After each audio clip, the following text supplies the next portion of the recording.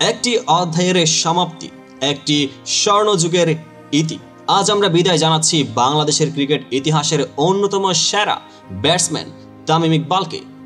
BPL ফাইনালের মঞ্চে বিসিবির আয়োজিত বিদায়ী সংবর্ধনা ছিল আবেগ, শ্রদ্ধা আর স্মৃতির মিশেল।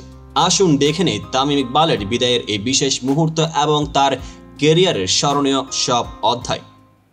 2007 সাল থেকে 2025, 18 বছর এই দীর্ঘ যাত্রায় তামিম ইকবাল একের পর এক রেকর্ড গড়ে গেছেন।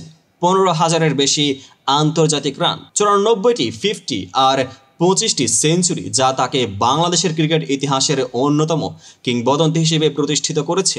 কিন্তু প্রশ্ন হলো, তার বিদায়ের সময় কি সঠিক ছিল নাকি আরও কিছু দেওয়ার বাকি ছিল? বিদায়ের দিনটা ছিল একদম নাটকীয়। বিসিবির আয়োজন, জায়ান্ট স্ক্রিনে স্মৃতি বিজড়িত মুহূর্তগুলো, সতীর্থদের আবেগঘন বক্তব্য, সব মিলিয়ে এক হৃদয়স্পর্শী মুহূর্ত।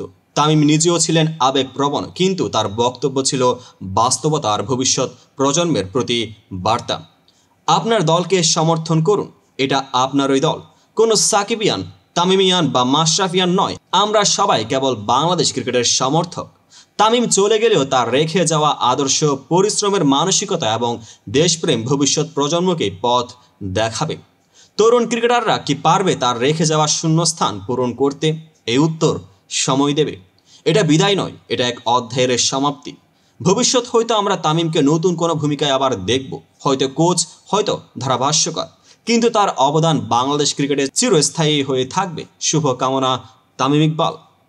ভিডিওটি ভালো লাগলে লাইক, কমেন্টস এবং শেয়ার করবেন, চ্যানেলটিকে সাবস্ক্রাইব করবেন এবং পেজটিকে ফলো করে পাশে থাকবেন। দেখা হবে পরবর্তী আপডেটেড ভিডিওতে।